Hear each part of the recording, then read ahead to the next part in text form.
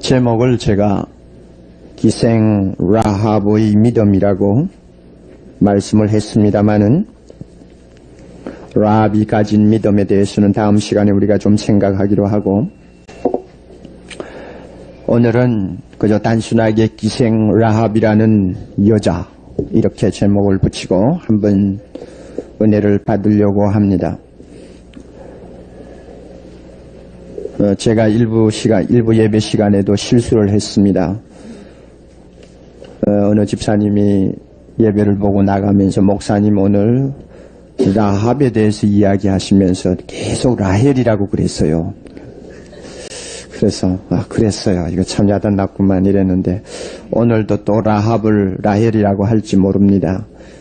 이 시간 그런 실수는 없겠지만 워낙 그 구약의 이름들이 많으니까 가끔가다 설교자들이 혼돈을 합니다. 라합입니다.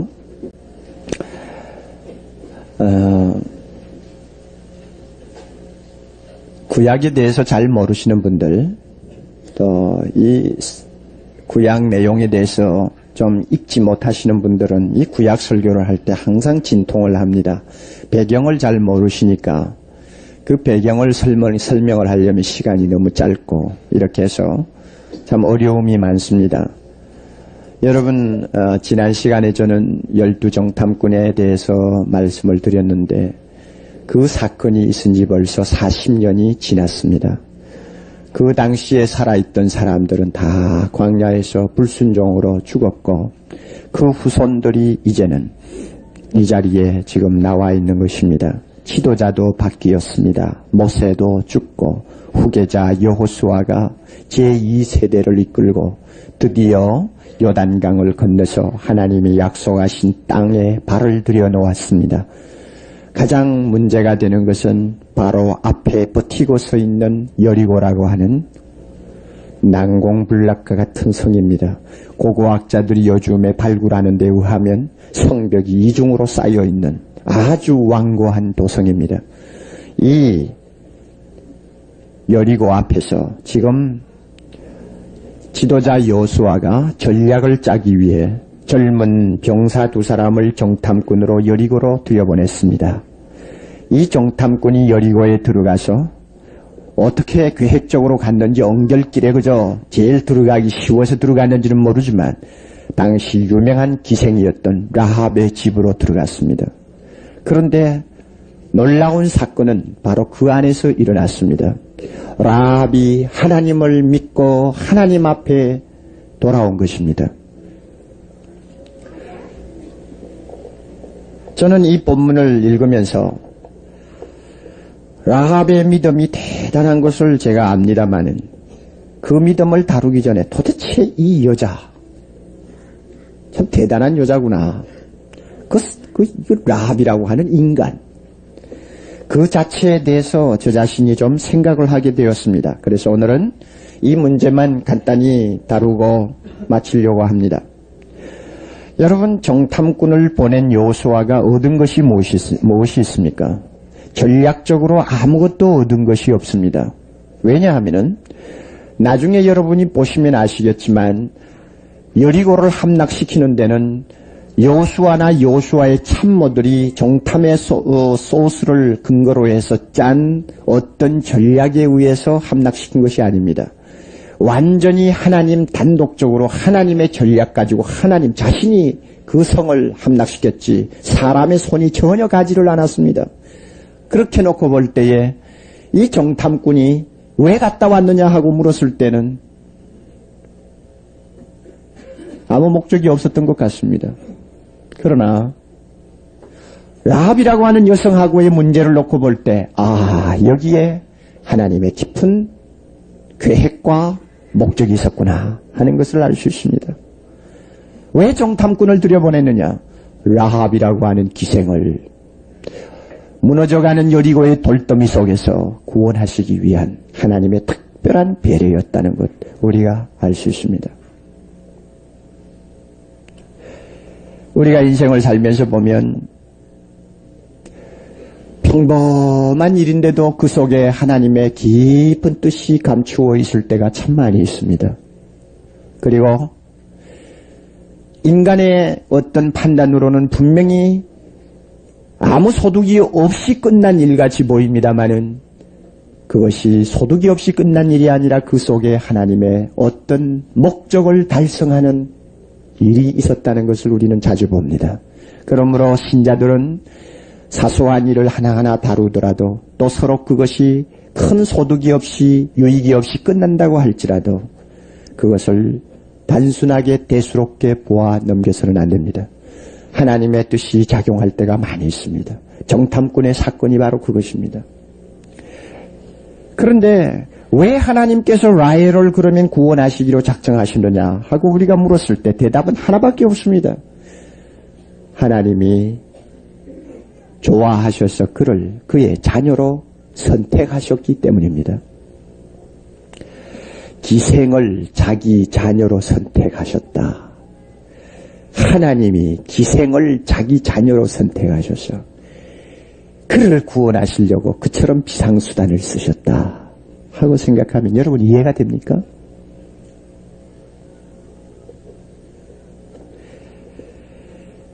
하나님에게 도무지 어울리지 아니하는 하나의 사건인 것 같습니다. 이 기생 라합에게는 세 가지 죄가 겹겹이 쌓인 여자입니다. 그는 우리와 똑같이 타고날 때부터 원죄를 가지고 있는 죄인입니다.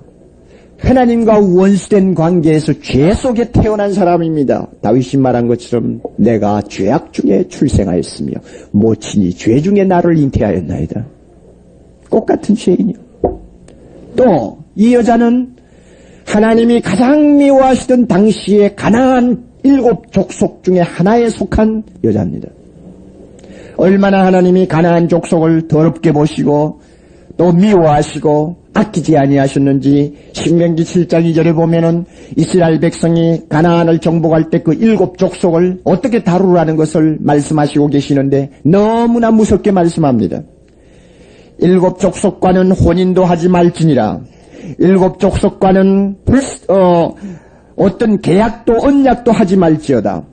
또 7 족속을 놓고는 절대로 불쌍히 여기지 말라. 그리고 생명이 있는 자는 남녀노소를 막론하고 다 죽일지니라.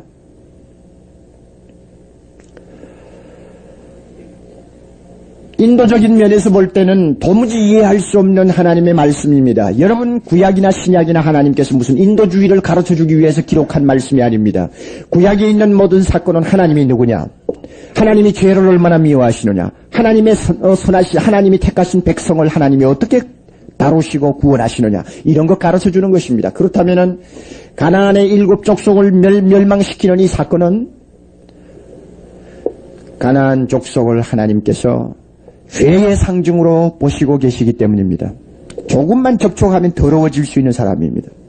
이스라엘 백성이 들어가가지고 조금만 좀 친하게 지나면 당장 나쁜 길로 빠질 수 있도록 만들 만큼 죄의 사신이요, 마귀의 사신이요, 어떻게 보면 죄의 무서운 능력을 가진 족속이 가나안 족속입니다. 그러므로 하나님께서 아끼지 말라, 진멸하라 이렇게 말씀합니다. 자, 이와 같은 족속의 딸이 바로 라합이라고 하는 여자입니다. 그러니 얼마나 그 피 자체가 더러운 피입니까? 게다가 그 여자는 사는 직업이 기생이요 창녀입니다. 역사적으로 여성이 저지를 수 있는 죄 가운데서 가장 더러운 죄요. 사회를 좀먹고 많은 사람들의 고상한 인격을 사냥질했던 무서운 죄가 이 창녀 아닙니까? 그러니 자, 이와 같은 2중 3중의 죄를 한 몸에 다지고 있는 여자, 이 여자 기생 라합을 하나님이 자기 자녀로 선택하셔서 그 여자를 구원하시려고 정탐꾼을 들여보냈다. 참 이해가 안 갑니다. 분명히 사람을 보는 눈이요, 하나님의 눈은 특별하신 것 같습니다. 우리하고 너무 달라요. 어떻게 하나님이 그럴 수 있습니까? 하늘과 땅이 맞닿지 않는 것처럼 하나님이 사람을 보는 눈은 우리 인간의 눈과 일치하지 않습니다.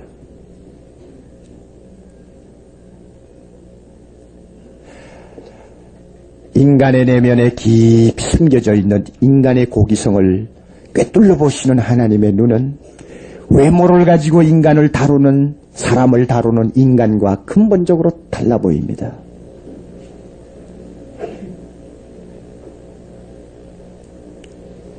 예수님이 사마리아로 가신 일이 있죠.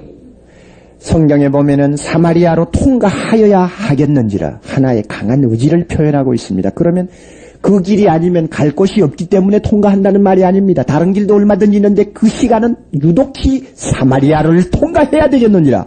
우리가 볼 때 왜 그러실까?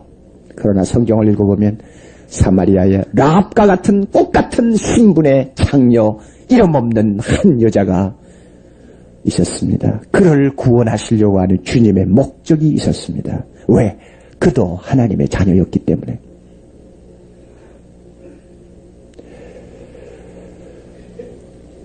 요한복음 10장 16절 기억합니까? 나는 양을 위해 목숨을 버리노라. 또 우리의 들지 아니한 다른 양들이 내게 있는데 내가 가서 인도해서 드려야 하겠는지라. 하나님의 자녀로 이미 들어온 사람 외에도 이 우리밖에 헤매고 다니는 불쌍한 사람, 하나님께서 꼭 건지고 싶은 자녀들이 아직도 많이 있으니 내가 그 자녀를 가서 인도해 드리겠다. 이게 예수님의 강한 마음이었습니다. 사람을 보는 눈, 너무 많이 타락했습니다. 예수 믿는 사람들이 사람을 보는 눈이 너무 많이 변질되었습니다. 목사의 눈도 많이 변질되었습니다. 우리 교회 신자들의 눈도 많이 너무 변질되었습니다. 옷 잘 입은 사람, 많이 배운 사람, 지체 높은 사람, 이런 사람들은 높이 대우하고, 외모로 볼 때 보잘것없는 사람은 아무렇지도 않는 것처럼 다루는 간사한 눈을 가진 것이 오늘 교회의 눈입니다. 고급 주택에 우뚝 세워진 교회, 공부 많이 한 사람들이 드나드는 교회, 생활 수준이 높은 사람들이 드나드는 교회, 그래서 주차장이 교회 본당 대지보다 더 넓어서 많은 차들이 즐비한 교회, 그런 교회는 굉장한 교회로 인정을 하고 초라한 사람들이 드나드는 교회는 마치 하나님도 없는 것처럼 생각하는 것이 오늘 우리들의 마음이 되어버렸습니다. 야고보서를 보면은 야고보가 그의 독자들을 나무랐습니다. 너희들 교회에 들어오는 사람들을 구별하느냐? 좋은 옷을 입은 사람, 가락지를 요란하게 낀 사람은 앞자리로 모시고 여기 앉으십시오. 그러나 의복을 초라하게 입고 오는 사람은 너 저 뒷자리에 가서 앉아라. 너가 그래가지고 믿음의 사람이라고 그러느냐? 이것은 기독교의 비극입니다. 우리의 눈이 흐려질 때마다 하나님이 사람을 어떻게 보느냐를 다시 생각해야 합니다. 하나님이 인간을 보는 표준을 우리는 다시 배워야 합니다. 그래서 흐려진 우리 눈을 다시 닦아야 합니다. 마치 다이아몬드 강석을 찾아다니던 사람이 조그마한 돌덩이를 손바닥 위에 얹어놓고 이야 대단하구나 하고 감탄하는 것처럼 우리는 그와 같은 눈을 가져야 합니다. 조금만 갈고 닦으면 너무나 값비싼 다이아몬드가 되겠구나. 조금만 갈고 닦으면 하나님이 사람을 보는 눈도 마찬가지입니다. 장녀요, 더러운 사람이요, 못 배운 사람이요, 피가 추악한 출신이지만 내가 조금만 닦으면, 내가 조금만 예수의 피로 씻어주면, 내가 조금만 성령으로 그 마음을 바꾸어주면 너무나 아름다운 하나님의 자녀가 되겠구나. 하나님의 보는 눈이 거기에 있습니다.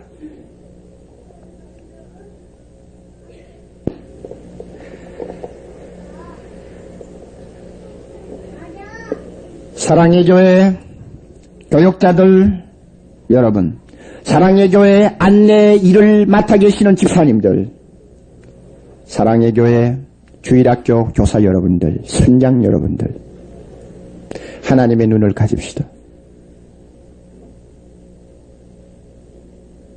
라헬을 하나님의 자녀로 인정할 수 있는 눈입니다. 사마리아의 창녀를 하나님의 자녀로 인정하는 눈입니다. 이 눈이 있는 이상 교회는 하나님의 일을 할 것입니다. 이 눈이 변질되면 교회가 왜 존재하는가를 다시 물어야 할 것입니다. 신자가 왜 존재하는가를 다시 물어야 할 것입니다. 물론 우리는 세상에서 여러 가지 면에 성공하는 것을 하나님의 축복으로 압니다. 경제적으로 윤택한 것도 하나님의 축복입니다. 공부 많이 하는 것도 하나님의 축복입니다.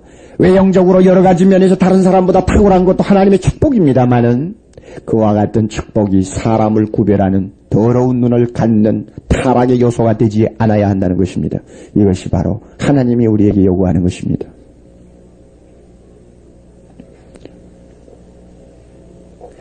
그의 자녀가 있는 곳에는 하나님은 언제나 찾아갑니다. 언제나 찾아갑니다. 여리고도 좋고 사마리아도 좋습니다. 반드시 찾아갑니다. 여러분 가정에 찾아오신 예수님 만나신 일이 있습니까? 이 가운데 예수 처음 믿으신 분, 최근에 교회 나오시는 분들 제가 묻습니다. 여러분 가정에 찾아오신 예수님 만나신 일이 있습니까? 반드시 찾아가셨을 것입니다. 왜? 여러분이 하나님의 자녀이기 때문입니다. 아마 그 예수님이 여러분의 아내였는지도 모릅니다. 아마 그 예수님이 여러분에게 복음을 전하기 위해 찾아간 이웃 사람인지도 모릅니다. 아마 회사 동료였을지도 모릅니다. 왜냐하면 주님이 말씀하셨습니다. 내 이름으로 가는 너희를 영접하면 바로 나를 영접하는 것이요. 외모로는 내 아내요, 외모는 내 친구지만은 그는 내 아내요, 내 친구로서 끝나는 것이 아니라 바로 여러분을 찾아오신 예수님입니다. 라합을 찾아온 정탐꾼입니다.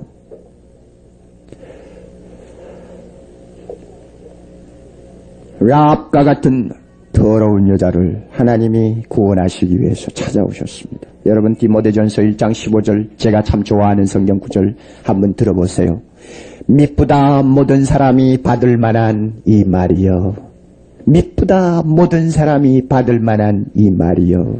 그리스도 예수께서 죄인을 구원하시려고 세상에 임하셨다 하였도다. 죄인 중에 내가 괴순이라. 좀 풀어볼까요? 아, 너무나 아름다운 이 말씀이요. 모든 사람이 듣고 또 들어도 감격스러운 이 말씀이요. 하나님의 아들 예수 그리스도가 라합과 같이 더러운 죄인을 구원하시려고 이 세상에 오셨도다. 그러나 죄인 중에 누가 제일 우두머리냐? 바로 내가 제일 우두머리니라. 괴수는 두 가지 종류의 괴수가 있습니다. 죄인의 괴수, 죄인의 우두머리. 하나는 세상이 보는 죄인의 괴수가 있습니다. 라합과 같은 여자지요. 또 하나는 자기가 자기를 보는 자기를 괴수라고 생각하는 괴수가 있습니다. 바울과 같은 경우죠. 이 두 사람은 근본적으로 똑같습니다. 여러분 라합과 같은 여자도 따지고 보면은 자기를 죄인 중에 제일 우두머리라고 생각은 안 했을 것입니다. 그 여자도 아마 어느 정도의 무슨 긍지라든지 자기 나름대로 배짱이 있었을 것입니다. 내 직업을 너희들이 천시하느냐? 내 직업은 그래도 세계에서 가장 역사가 깊은 직업이다. 그리고 따지고 보면 나도 그래도 봉사를 하는 거라고?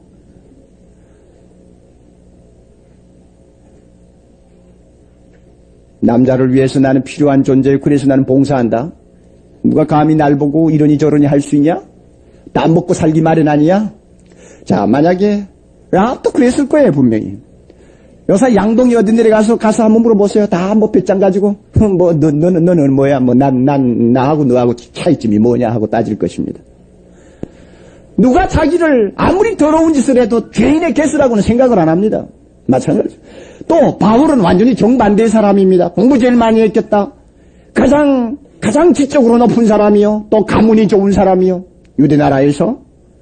그리고 얼마나 거룩하게 살려고 노력을 했는지 조금만 손에 무엇이 묻어도 금방 가서 손을 씻어야 되는 사람입니다. 그 정도로 경건하게 사는 사람인데 내가 죄인의 우두머리라고 생각하겠어요? 둘 다 똑같아요. 라합이나 바울이나 어느 인간도 자기를 죄인의 괴수라고는 고백하지 않습니다. 그러나 언제 이것을 알게 되는지 압니까? 예수를 처음 믿어서도 잘 모릅니다. 어떤 사람은 예수 처음 믿고 나자마자 정말 하나님 앞에 내가 얼마나 무서운 죄인이었는가를 참 탄식을 하면서 회개하는 것도 봅니다만, 그런 사람은 특별한 은혜를 받은 사람이고, 대부분의 70, 80%는 예수 믿고도 몰라요. 전혀. 만약에 이와 같은 죄인에 대한 불감증이 계속 세상 끝날까지 지속이 된다고 한다면 아마 그분의 신앙은 조금 무엇인가 문제가 생길 겁니다. 정상적인 신앙의 자세는 이렇습니다. 처음에는 모르고 들어오죠. 내가 얼마나 죄인인지 몰라요. 예수님이 나를 위해 죽으셨다니까 그런 줄 안다. 죽은 거 나 인정한다. 믿는다 하고 들어옵니다마는 나중에 정상적으로 들어가기 시작하면 점점 예수의 십자가 앞으로 다가가게 됩니다. 다시 말하면 내가 멀리서 보는 것처럼 알고 있던 십자가를 말씀을 통해 자꾸 깨닫게 되면 가까이 주님 앞으로 나갑니다. 드디어 골고다 언덕 예수 그리스도의 십자가 밑에 마리아처럼 무릎을 꿇고 피 흘리고 계시는 그분을 조용히 믿음의 눈으로 올려다 보았을 때 드디어 바울이 자기를 죄인의 두목이라고 고백한 그 고백이 우리에게서 나옵니다.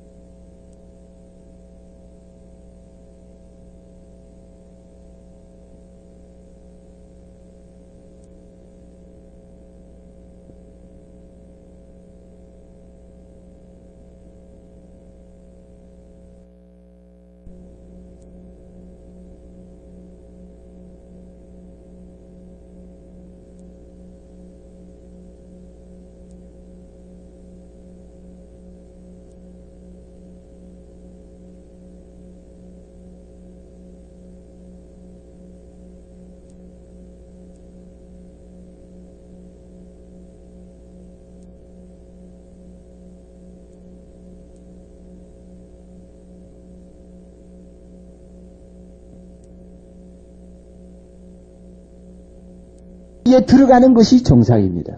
여러분 이거 있습니까?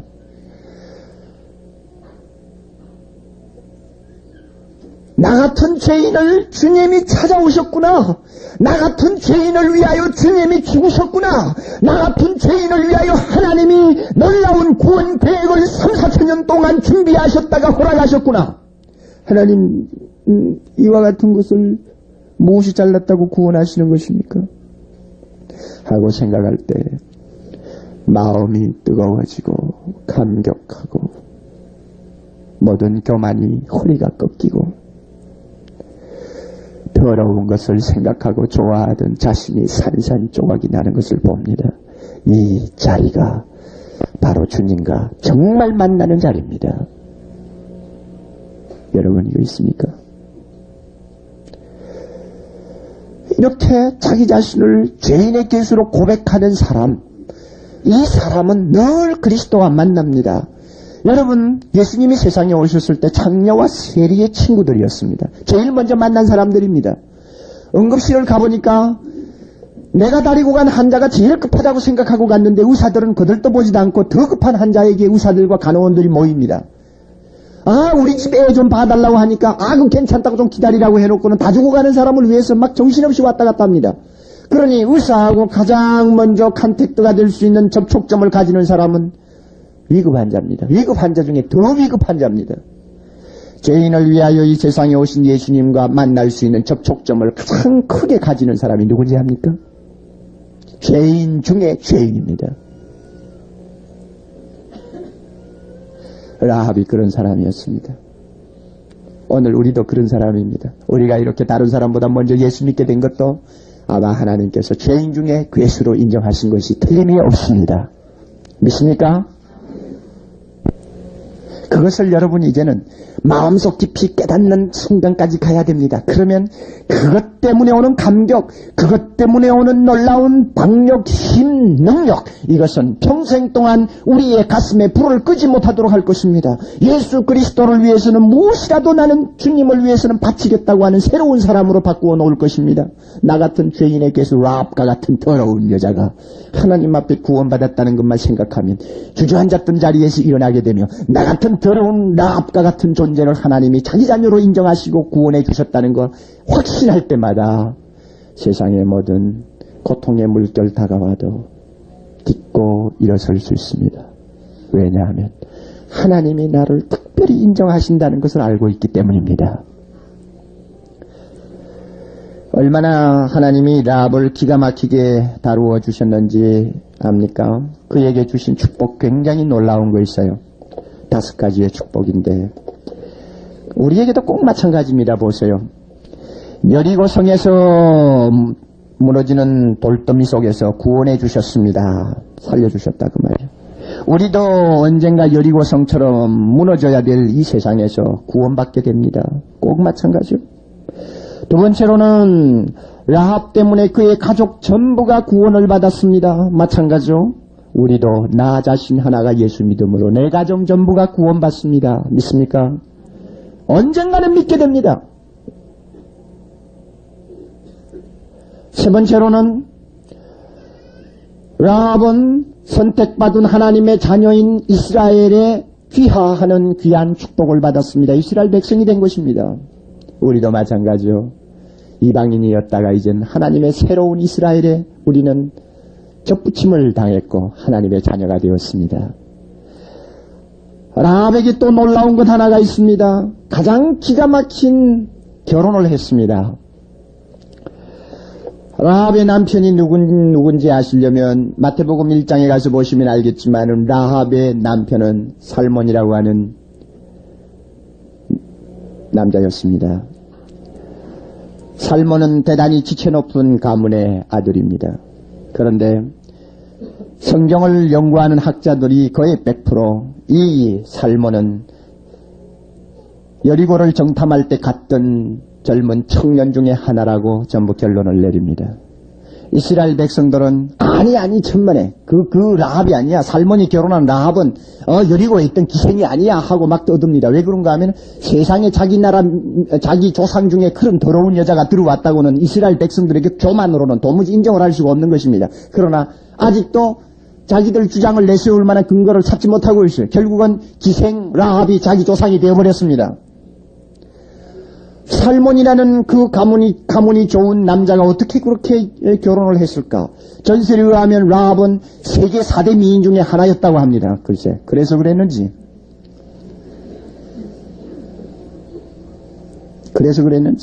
그러나 우리가 그렇게 가볍게 보아넘길 일이 아닙니다. 하나님이 특별히 역사하신 것이 틀림없습니다. 누가 아무리 인물이 좋다고 해도 그런 여자를 누가 데리고 와서 합니까? 그러나 하나님이 그를 깨끗하게 하나님이 다시 만들어 놓고 보니까 너무나 귀한 여성이 되었습니다. 너무나 마음이 좋고 인품이 아름다운 여자가 되었습니다. 살몬이 아마 그래서 구애를 했던 것 같습니다. 그런데 보세요. 살몬하고 이 라합하고 결혼해가지고 태어난 사람이 보아스입니다. 보아스는 성경에 있는 룻이라고 하는 유명한 여자의 남편 아닙니까? 그 다음에 그 보아스에게서 보아스와 룻 사이에서 오벳이라고 하는 사람이 나왔죠. 오벳이 또 누구를 낳았느냐 하면은 이새를 낳았습니다. 이새는 누구를 낳았습니까? 다윗 왕을 낳았습니다. 유대 나라에서 가장 정통적인 왕통입니다. 그러니 라합은 다윗 왕의 고조부 할머니가 되나요? 증조부 할머니가 되나요? 이거 얼마나 기가 막힌 일이에요. 도무지 믿어지지 않는 일이 라합에게 주어진 것입니다. 여러분, 우리의 신분도 마찬가지입니다. 우리가 아무것도 보잘것없는 죄인의 개수지만은 하나님께서 예수 그리스도를 통하여 예수님과 결혼한 영적인 신부가 되게 하시고 영원한 하나님 나라에서 주님과 왕자에 같이 앉아 영원한 영생을 누릴 수 있는 축복을 우리에게 주셨습니다. 똑같은 입장이요. 또 하나 있어요. 이 라합을 통해서 하나님이 메시아를 보내는 혈통을 조성하셨습니다. 예수님은 다윗의 왕통을 타고났습니다. 그렇게 따지고 보면 예수님의 선조 중에 하나가 라합이 들어간 것입니다. 그 더러운 여자가 예수의 조상이 되다니, 그 더러운 여자가 그와 같은 귀중한 일을 하게 되다니, 사람이 볼 때는 질투할 일이요, 사람이 볼 때는 도무지 믿어지지 아니하는 일입니다마는 하나님이 라합에게 그와 같은 선물을 주셨습니다. 여러분, 하나님이 하시는 일을 우리는 참 깊이 생각할 수 있어야 합니다. 하나님이 사람을 어떻게 다루며 하나님이 죄인이라고 하는 사람, 세상에서 멸시받는 자를 어떻게 다루는가를 우리는 성경을 통해서 발견해야 합니다. 이것이 이렇게 놀라운 축복을 주는 것을 일컬어서 성경은 딱 한마디 말로 집약합니다. 무엇입니까? 따라하세요. 은혜. 공짜로 받는, 자격도 없는 사람이 공짜로 받는 모든 것이 은혜입니다. 라합은 바로 이와 같은 축복을 받은 사람입니다. 여러분, 결론적으로 볼 때 결국 죄인 중에 괴수였던 이 라합은 또 그렇게 괴수였지만은 너무나 감당할 수 없는 축복을 받았는데 그와 같은 축복을 받은 사람이 결국 라합이었습니다. 그렇다면 라합은 결국 누굽니까? 누굽니까? 옥목사입니까? 누굽니까? 나 자신입니다. 여리고성의 라합은 다른 사람이 아니라 나입니다. 나요?